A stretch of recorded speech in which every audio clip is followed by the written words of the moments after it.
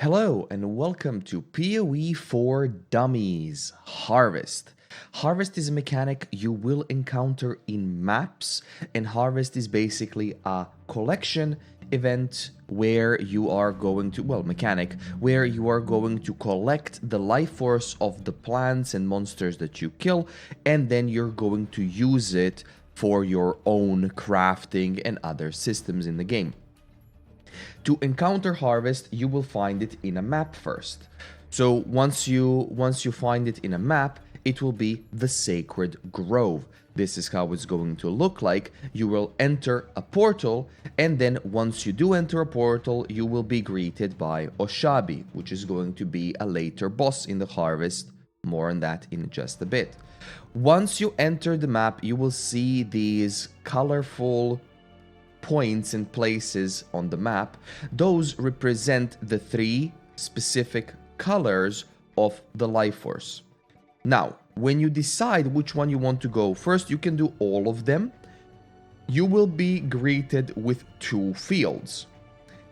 These two fields are going to be varying colors. They can be the same color, they can be different color, but they will always be blue, yellow, and pink. Those are the three life force types. Now, once you encounter these fields, you will see the animal names on top of the button you need to click. Now, those animal names, if they are in gray, that means they are tier 1 plants. If they are in white, that means they are tier 2 plants. And if they are this like bluish, tealish color, that means they are tier 3 plants. Why is that important? It is important because tier 1 plants have a low chance to drop the life force, tier 2 plants have a higher chance to drop life force, and tier 3 are almost guaranteed to always drop life force. Rarely, but you can force this later on, you can have an additional color here underneath that's going to be orange, like a unique color. And those are going to be your three main bosses. Those are tier 4 plants for the harvest.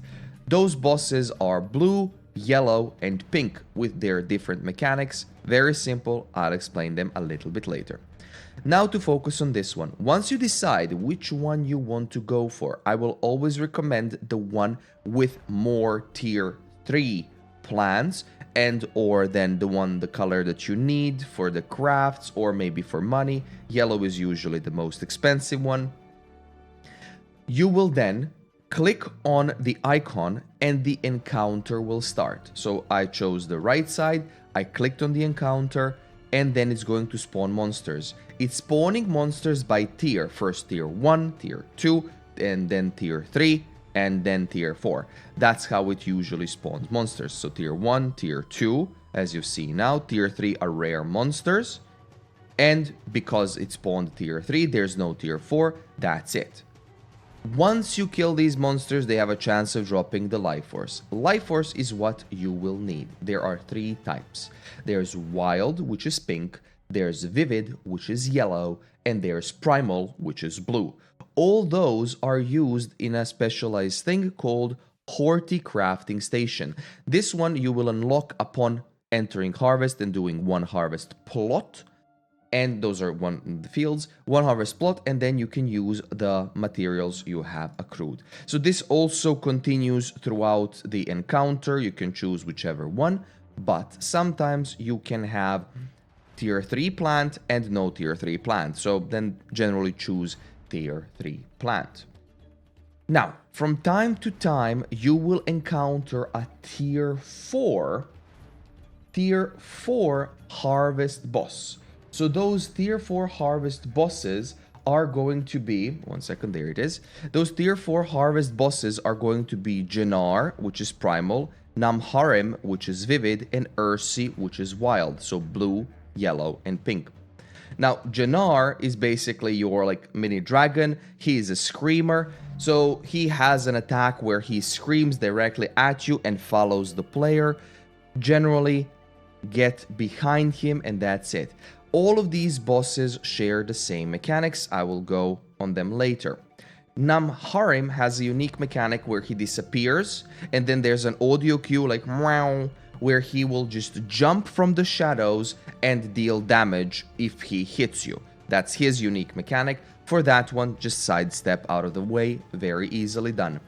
Ersi, Mother of Thorns, is a bear which has a ground slam and a charge.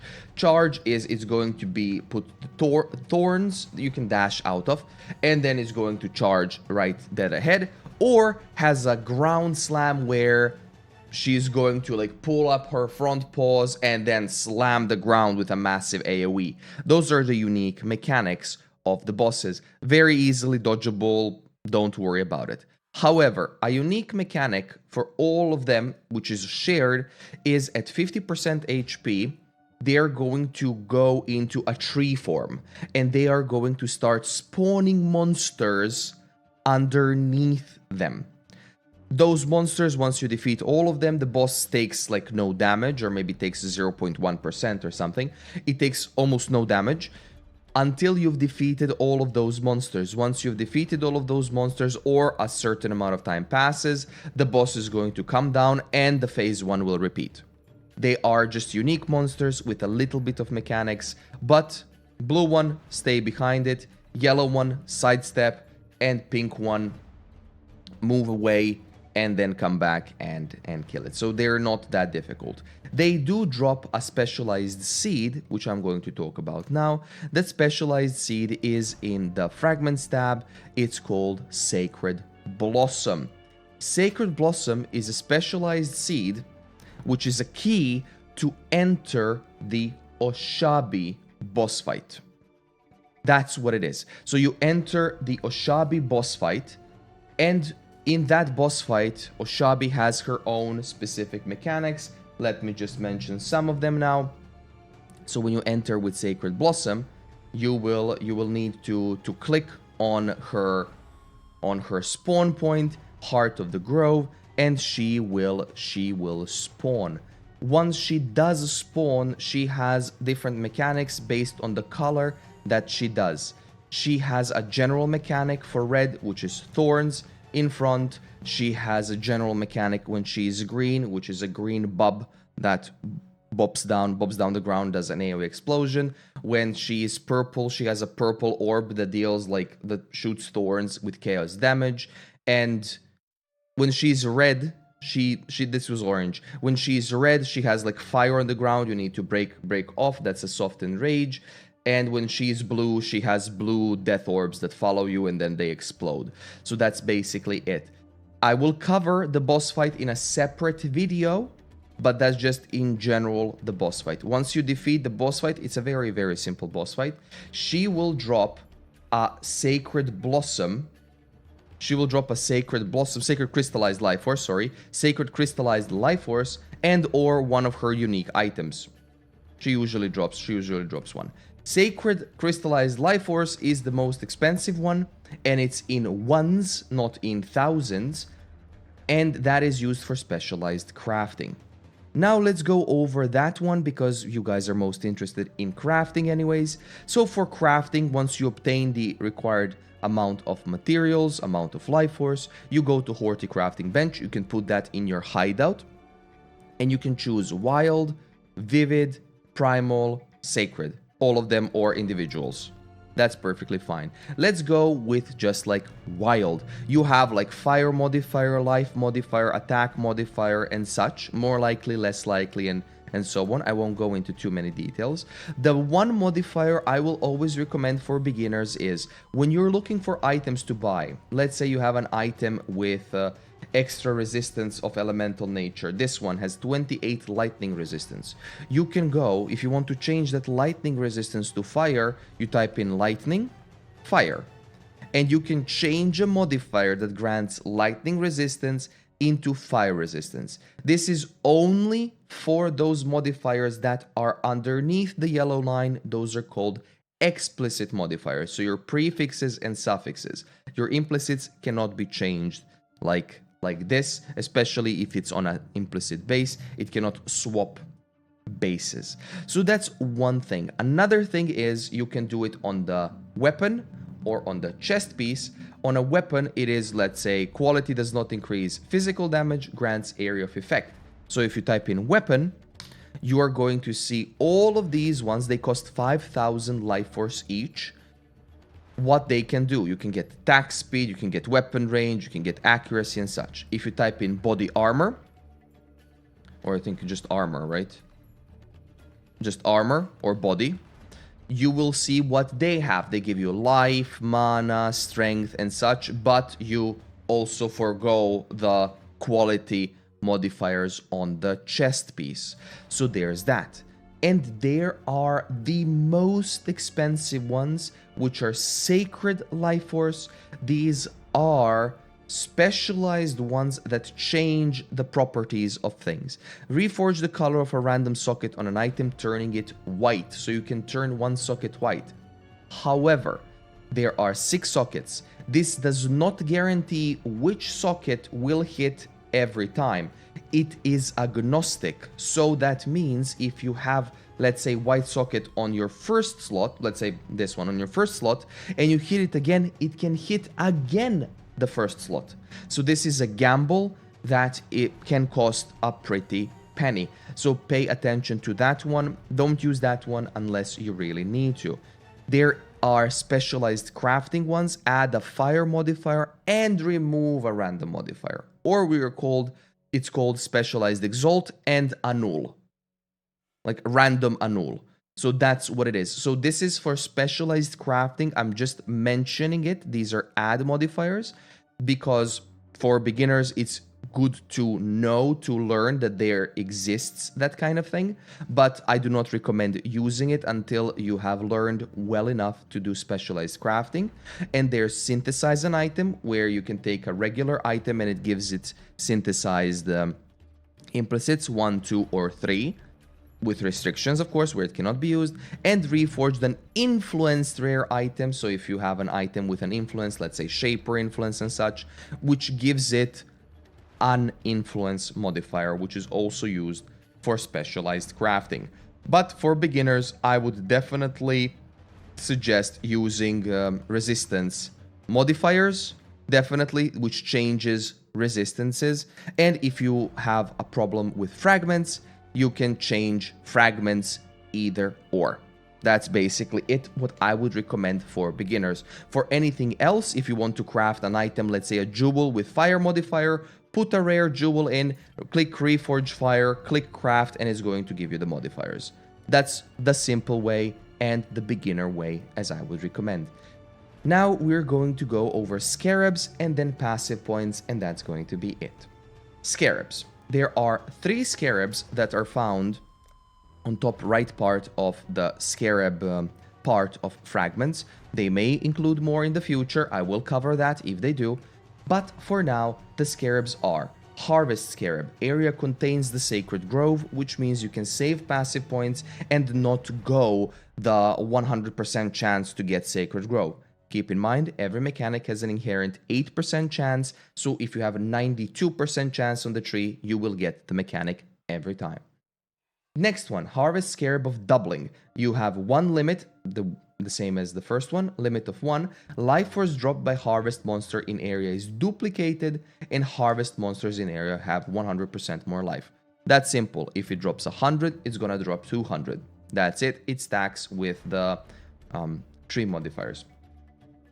Now, the last one is Harvest Scarab of Cornucopia, which is the most expensive Scarab, and says this: if area contains the Sacred Grove, it will contain up to 1 additional tier 4 seed of each type if possible. So if you have Harvest Groves that have all 3 seed beds, blue, pink, and yellow, it will contain 1 boss each. This is great if you need to do, if you want to farm Sacred Blossoms quicker, because they drop Sacred Blossoms, if you want to farm them quicker, or if you just want to get extra life force in general. So using all 3 Scarabs can be a very, very good strategy to earn a lot more of life force.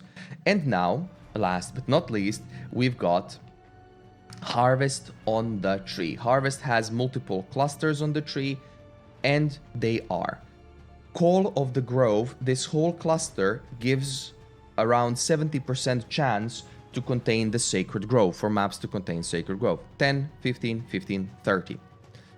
Next cluster is the big cluster here, which gives us Harvest monsters drop increased quantity of Lifeforce on the small ones, duplicated monsters as well, and extra 20% chance to contain the Sacred Grove.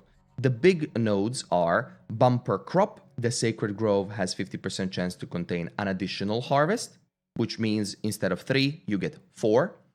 And then Bountiful Harvest, 4 options. Bountiful Harvest, Harvest monsters grant 200% increased experience, and harvested plants have 10% chance to spawn an additional monster. So you have an extra monster that may drop Lifeforce as well. The next cluster is on the right side, which has Harvest monsters drop quantity of Lifeforce, another 3% and 3% quantity of Lifeforce, and the 10% chance to contain the Sacred Grove. You can get 100% just from the tree itself. And doubling season, Lifeforce dropped by Harvest monsters has 10% chance to be duplicated, which just means it's going to drop twice instead of dropping once, so that's duplicated. The next one on the top of the tree is, with small ones, Harvest crops, 10% chance to contain tier 3 plants, 30% chance to contain tier 3 plants, which is good as they always drop Lifeforce. And we have Heart of the Grove. Harvest crops in your maps have 60% increased chance to contain a tier 4 plant, which is a boss, and harvests in your maps have 10% chance for the unchosen crop to not wilt. So 10% chance for the second crop of the 2 that you choose to be used instead of being wasted. And the last one, which is the most important one if you are going into specific harvest farming, which is on the right side of the tree, 10% chance to contain the Sacred Grove, and then 3 colors. You have Harvest crops in your maps have 10% reduced chance to grow purple, 10, 20 reduced, and another 25. So 45% chance reduced to grow purple, to grow yellow, and to grow blue. Usually you would choose either 1 or 2, which one to get, so that you would get the more enhanced of the third one. So you get, like, let's say you're farming only yellows. But why is this useful? Because of crop rotation. Crop rotation is keystone notable, which means it changes the mechanic itself. This says harvest crops in your maps contain only tier 1 plants. Harvesting crops in your maps has a chance to upgrade the tier of plants of different colors. Now, crop rotation is great if you're doing all 3. You just have to choose which one not to. Or you can just do 2 because it's different colors, and it will only give you crops that are tier 1. Now, when you click the tier 1, the other crops have a chance to be upgraded to like tier 2, tier 3, tier 4. This is great for people who want to farm specific thing for harvest, like doubling and stuff, as this can drop a silly amount of Lifeforce, including when it doubles and things. When it doubles. And I would not recommend this one for beginners or for casual players. This is for people who know how the harvest works. But in general, you want to click the ones you don't want first. So let's say you have like less blue plants, but you've gained like some blue plants and purple plants, and you want to farm yellow. You would click all the blue and purple first before actually clicking the yellow, as you want the yellow to be as much upgraded as possible. But that's just the beginner gist of it. If you want to do something specific, you would have to research further than this video, as this covers the beginners and basics. But that will be it for harvest. As per usual, you have all the videos and things on my webpage, which is heavyheels.com. On there, you can find all of my guides and everything. There will be written form soon TM. But I want to thank you all for stopping by and watching the video. This was a little bit more extensive than the last one. I will link the previous one in the description. It's going to be unlisted once this one comes live. but this is the updated guide for everyone to use as beginner basics. Use your harvests well, spend that life force. You can buy the life force, of course, from other players. You can sell it to other players, but that's it for this video. So thank you so much for watching. Have a great time. Thank you if you sub as well, and I will see you in the next PoE video or stream. Have a good one.